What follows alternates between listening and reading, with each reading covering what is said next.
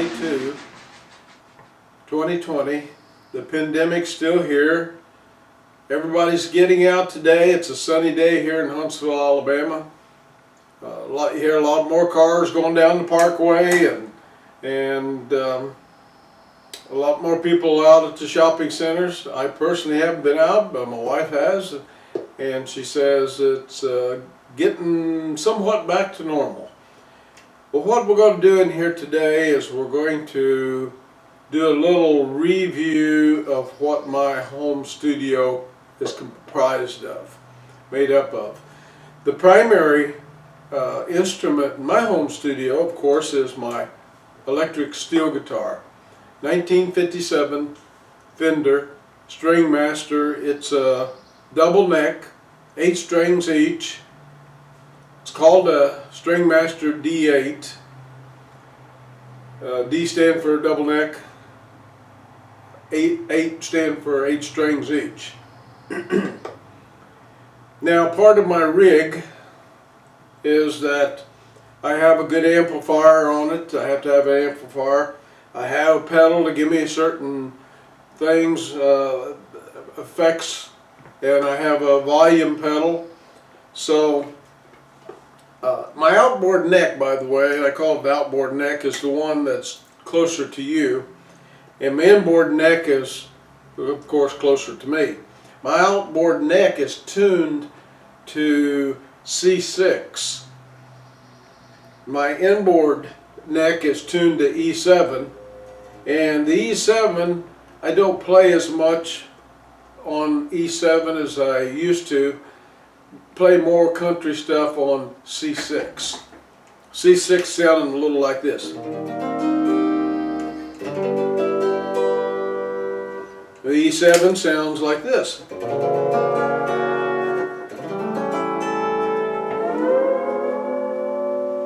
Now, one of the things I want to do in E7 is explain that there's good music you can play in E7. In fact, when I started taking steel guitar lessons back in 1948, I was 8 years old, and that would be something like over 70 years ago.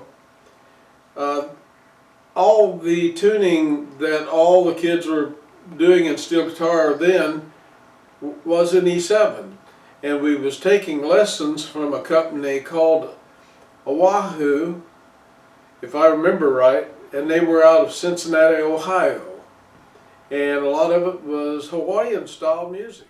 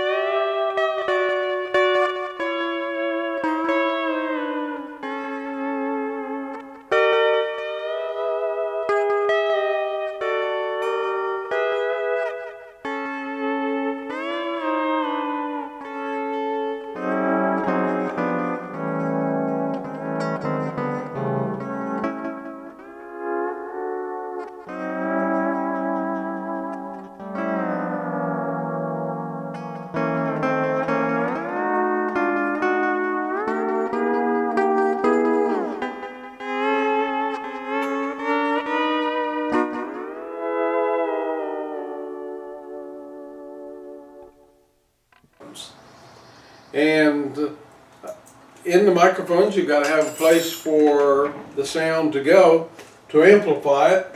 But my setup in the studio is to do recordings too. So what I do is I'll pump whatever it is, whether it's through the mic or whether it's directly into the tape machines or the disc sounds machine, as I'll pump it into here, tape it on. I'm using a cassette tapes, which I can do tracks with it, and then I can pump it into the recorder, which I have a studio, and then I can tune it up, do whatever I need to do, and then make a CD.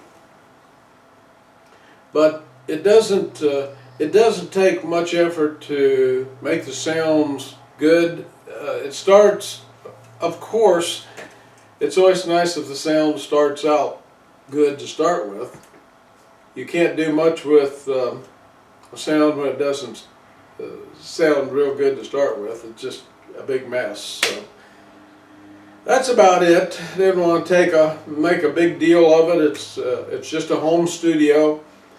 I don't make that high quality of stuff, of CDs. I'm not in the business of selling them, making any profit. It's a hobby of mine. Like I said, I've played the steel guitar for 70 years. Don't guess I made enough to buy a hamburger off of it, but it's fun. You might want to try it. Thank you for watching.